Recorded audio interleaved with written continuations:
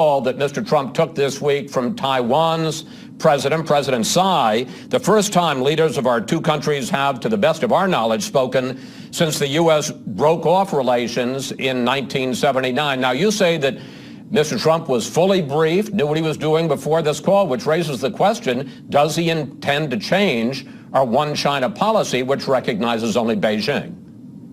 Well, President-elect Trump is well aware of our one China policy. He accepted a congratulatory call from the president of Taiwan. That marks probably the 48th or 50th world leader that has reached out to the president-elect or the vice president-elect, Mike Pence, since they won the election last month, Chris. They've talked to the prime ministers or presidents of Israel, of Singapore, of Japan, of China. But this one's different. So the question, I guess, is, does this signal a change in policy, or was it just a phone call?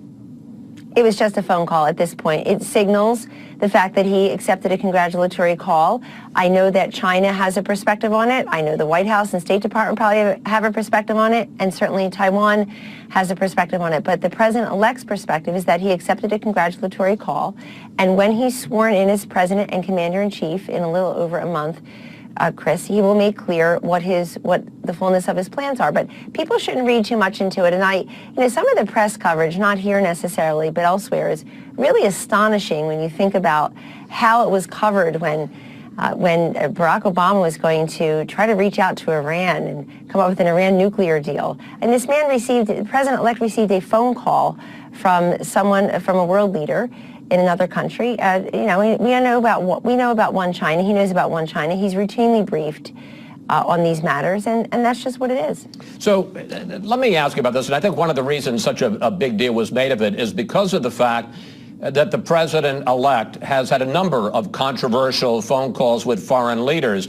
He reportedly told Pakistani Prime Minister Sharif he would, quote, play any role you want me to play to address and find solutions to the country's problems despite Pakistan's relationship with terrorists. He also spoke with Philippine President Duterte, who's been accused of ordering the murder of thousands of suspected drug dealers, which raises the question, Kellyanne, why is Mr. Trump refusing the State Department's offer to brief him before these calls, and why is he skipping the daily briefings, intelligence briefings that President Obama gets every day? He is not always skipping those briefings, and he's briefed by any number of credible sources on these issues. And I think people, Chris, frankly, are cherry picking about these world leaders and then they're accusing the president-elect of somehow countenancing some of these behaviors in these other places. But look, that's really unfair when you think about, we just had an election, and the opponent, Hillary Clinton, who was the Secretary of State, was using the State Department to get money from foreign governments like Saudi Arabia, which doesn't even respect girls and women. So I think people just have their hair on fire, particularly those who believe we're still entrenched in the permanent campaign, are trying to reverse the election results from last week. Let's give this man time to form his cabinet, and he's also showing respect to the current president, President Obama, who still is the president for about 6.5 more weeks, and the commander-in-chief certainly. He's not out there, but President-elect Trump is not out there making policy or announcing new policy prescriptions worldwide. He's merely taking phone calls, and he will, I'm sure, re-engage with many of these leaders once he takes the oath of office. Kellyanne, speaking of people with hair on fire, last week you went on several of the other Sunday talk shows to express the concern of Trump supporters about the consideration of Mitt Romney as Secretary of State. Here's a clip. I'm hearing from people who say, hey, my... You say Mr. Trump gave you permission, but there's a bigger question, which is that a proper way to treat somebody who is talking about accepting a role in public service? Well, first, the president-elect has said he gave me permission. He's quoted in the New York Times and elsewhere saying that, and that's actually true.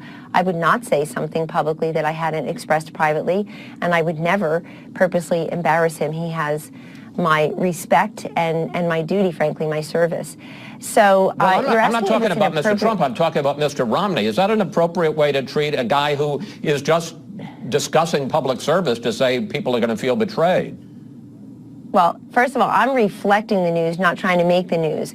I was astonished, Chris, that in a week when President-elect Trump told the New York Times on the record he would relook at waterboarding, he would relook at the Paris Accords on climate change. He was not particularly interested in focusing on prosecuting Hillary Clinton any further because he was focused on healthcare and immigration. He understands that other agencies and individuals are charged with that responsibility. But in a week when he said that, the breathtaking backlash was really about this particular prospective cabinet member. I would turn the question around and ask, was it appropriate for Governor Romney to stick his neck out so far in attacking Donald Trump, and never walking it back and never encouraging people to support the nominee once Mr. Trump had won the nomination squarely and fairly. So I've spoken my piece on that, and certainly the president-elect knows, and I said publicly, and I will say here again, whatever he chooses and whomever he chooses has my full support and backing. Yeah, but let me just... and he knows that. Let me just quickly follow up on that. Clearly, Romney is under consideration. We just showed a picture of them having dinner on Tuesday night. If Mr. Trump picks Romney, what are you going to say to those Trump supporters who are going to feel betrayed? I'm going to say to those Trump supporters what I say to those who did not vote for the new president-elect, Chris, some of whom seem to have a hard time accepting the fact that he is their president. I'm going to say to them, you have to work together. You have to accept his judgment. And the man is brilliant. The man is the best negotiator. He's the best connector and communicator, obviously. He just pulled off the upset of a century, perhaps. And the fact is that you have to trust his instincts and his judgment, because it's what brought so many people along to his movement in the first place, and it certainly is what inspires me daily to work with him. So everyone, I hope, will accept that, and the president-elect and the president-elect alone will make the decision as to whom he should have serving him at the highest levels of government. Let's talk about Mr. Trump's instincts, because he went to Indiana this week to celebrate, after his intervention, the fact that Carrier is going to keep 1,000 jobs in the state. Here he is. Listen, companies are not going to leave the United States anymore. But in an editorial Friday with the headline, Trump's Carrier Shakedown, the Wall Street Journal said America won't become more prosperous by forcing companies to make non-economic investments. A nation gets rich when individuals and business are allowed to take risks as they see fit in a competitive economy. Kellyanne, I don't have to tell you, that's the conservative view of how a free market works, and that politicians shouldn't be picking winners and losers. Sarah Palin calls this an example of crony capitalism. Well, the president-elect just simply disagrees. And if you look at what happened, this is what leaders do. Certainly what people who have been wildly successful in building businesses across the globe, as the president-elect has been. You produce, you deliver, you achieve results. And everybody looks at the result here, which is about 1,100 workers are going to stay in Indiana. His running mate, the vice president-elect, is the governor of Indiana. And I think together they worked with Carrier. And, you know, everybody's looking at it as a stick. There are carrots. There are incentives here. They worked with Carrier to find a way together to keep those jobs here and not to go to Mexico. It's astonishing to see this happen. The current president could have done it. He never did it. The president elected it even before he was sworn in. And let me just say, those $7 million in incentives, they carry over 10 years. So about $700,000 per year in incentives, Chris, is part of this deal.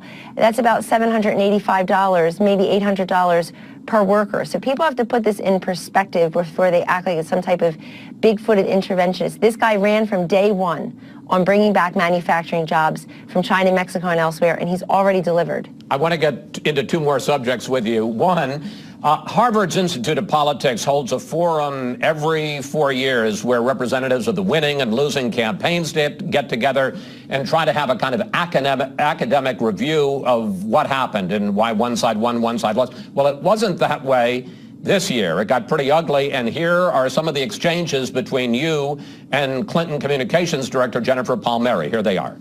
Do you think... What did you take away from that? Well, the rest of the exchange was me telling her and her team, as politely as I could, that you missed America. All you needed to do was recognize that a lot of voters had a very hard time accepting Hillary Clinton as this outsider disruptor who was ethically clean and would treat all Americans fairly, had run an aspirational, uplifting campaign that had an economic message for a lot of working America. The idea that you know what, they can say what they want about me and my team. We've got very broad shoulders over here, as you can imagine. But to besmirch over 60 million hardworking men and women in this country who became part of the Trump movement to pretend that Donald Trump was not out there every single day, Chris, sometimes 4, 5, 7 stops in a single day, bringing his case directly to the American people and saying what to them?